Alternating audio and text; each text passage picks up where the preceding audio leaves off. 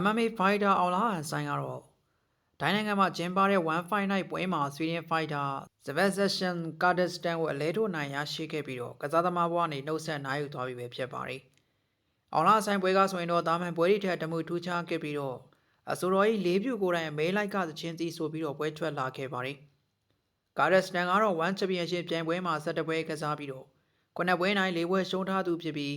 းအောင်လားဆိုင်ကတော့19ပွဲကစားပြီးတော့14ပွဲအနိုင်ရရှိထားသူလည်းဖြစ်ပါတယ်။အခုပွဲပါဝင်တော့15ပွဲနိုင်ရရှိခဲ့သူလည်းဖြစ်ပါတယ်။ပထမကြီးပွဲစမှာနှစ်ဦးသားအခြေအနေကြည့်ပြီးတော့လက်သေးတွဲလုံးတွေအမြင့်ကန်ချက်တွေရှိပေမဲ့ထိရောက်တဲ့အနေအထားမရှိဘဲနဲ့တဦးနဲ့တဦးအမားဆောင်နေကြပါတယ်။ပထမကြီးပြီးကန်ဒီမှာဆိုရင်တော့အောင်လားအန်ဆိုင်ကကစားအားနည်းနည်းတင်လာတာကြောင့်ကာဒစတန်ကအဝင်အထွက်မဝင်မရဲဖြစ်ပြီးတော့အမားဆောင်ရှောင်းရင်တင်ရီထိုးသက်ပေမဲ့ထိချက်တွေရှိလာပါတယ်။ဒုတိယကြီးပြန်စားတာနဲ့အောင်လားအန်ဆိုင်ကတီးတီးတာတာတိုက်စစ်မြင်လာပါတယ်။ကာဒစတန်ကိုရှောင်းတိန်ခွင့်မပေးတော့ဘဲနဲ့အနီးကဝင်ဘူးထိုးသက်တဲ့အတွက်နှစ်ဦးသားထိလာကြပါတယ်။ပူးသက်ထိုးချိန်မှာတော့အောင်လားဆိုင်ရဲ့ဒူးတိုက်ချက်ကြောင့်ကာဒစတန်ဟန်ချက်ပြက်လာတာမှာ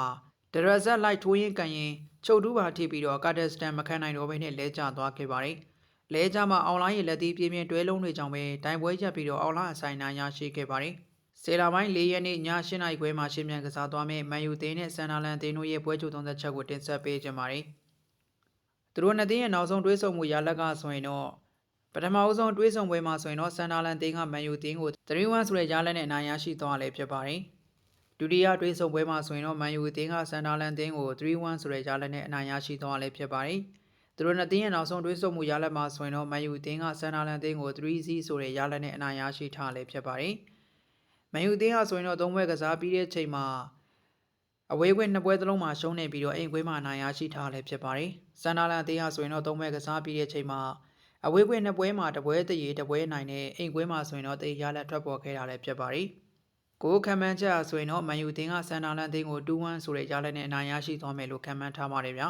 ။ဟုတ်ကဲ့ပါမန်ယူတင်းကဆိုရင်တော့ပရီးမီးယားလိပွဲစဉ်ခွင့်အဖြစ်ဆန်နာလန်တင်းကိုအိမ်ကွင်းမှာဧကန်ကစားရမှာလည်းဖြစ်ပါတယ်။သူတို့အသင်းအနေနဲ့6ပွဲကစားပြီးတဲ့ချိန်မှာ2ပွဲနိုင်2ပွဲတရေ3ပွဲရှုံးရလက်ကိုရရှိထားပြီးတော့အမတ်ပေးစရာအဆင့်14နေရာမှာရပ်တည်နေသလိုရလက်ပိုင်းနဲ့ခြေစွမ်းပိုင်းတည်ငြိမ်မှုမရှိတာကြောင့်လေနေပြအမိုရင်နဲ့ကစားသမားတွေဝေဖန်မှုနဲ့ဖိအားတွေကြားရောက်နေခဲ့ပါတယ်။မန်ယူအသင်းကပြီးခဲ့တဲ့ပွဲစဉ်6မှာဘရန်ဖို့အသင်းကဝေးကွင်းမှာဂိုးပြတ်ရှုံးနေခဲ့ပြီးတော့ပြိုင်မဲ့အသင်းရဲ့တိုက်စစ်ရှင်ပြန်ကစားမှုကိုထိန်းချုပ်နိုင်ခြင်းမရှိဘဲနဲ့ဂိုးတွေပေးခဲ့ရတာပါ။ဆိုတော့ဒါကြောင့်မလို့သူတို့အသင်းအနေနဲ့တိုက်စစ်ဦးစားပေးကစားတတ်တဲ့အသင်းတွေနဲ့တွေ့ရင်တော့ခံစစ်ပိုင်းကခြေစွမ်းပိုင်းကြာဆင်းတတ်တယ်ဆိုတာဘရန်ဖို့အသင်းမှာမဟုတ်ပါဘူး။မန်စီးတီးအာဆင်နယ်အသင်းတို့ကိုရှုံးနေခဲ့တဲ့ပွဲစဉ်တွေမှာတွေ့ကြုံထားရတာပါ။ဆန်နာလန်တေးရဆိုရင်တော့ပြိုင်ပွဲစုံနောက်ဆုံး9ပွဲမှာရှုံးပွဲမရှိခဲ့သလိုလက်ရှိခြေစွမ်းပိုင်းရလည်းအကောင်းမွန်ဆုံးအနေထားလို့တော့ဆိုရပါပါ။သူတို့အသင်းကဆိုရင်တော့ပြီးခဲ့တဲ့ပွဲစဉ်မှာအိမ်ကွင်းခြေစွမ်းပိုင်းမှာကြောမှုရှိတဲ့နော်တင်ဟန်ခရစ္စတယ်ဘဲလီအသင်းတွေကိုရှုံးနေမှုမရှိအောင်ကစားထားနိုင်တာကြောင့်သူတို့အသင်းရဲ့အသင်းလိုက်စွမ်းဆောင်ရည်ပိုင်းကိုဒီဘောလုံးရာသီမှာတတိထားဆောင်ကြည့်ရမှာပါ။ဒါကတော့တန်းတဲ့ဆန်နာလန်အသင်းအတွက်နီးပြလီဘရစ်အကောင်းဆုံးစွမ်းဆောင်ထားနိုင်တယ်လို့ဆိုရမှာပါ။ဒါကြောင့်ဆန်နာလန်အသင်းအနေနဲ့ဝေးခွင့်ပွဲစဉ်မှာအသင်းလိုက်စွမ်းဆောင်ရည်နဲ့ခက်စစ်ပိုင်းကအကောင်းမွန်ဆုံးဖြစ်နေပါတယ်။သူတို့အသင်းအနေနဲ့ဝေးခွင့်နောက်ဆုံးပွဲစဉ်တွေဖြစ်တဲ့ခရစ္စတယ်ဘဲလီနဲ့နော်တင်ဟန်အသင်းတို့ကိုပေးကိုမရှိအောင်ကစားထားနိုင်ပါတယ်။ပရီးမီးယားလိ6ပွဲကစားပြီးတဲ့ချိန်မှာ3ပွဲနိုင်2ပွဲတည်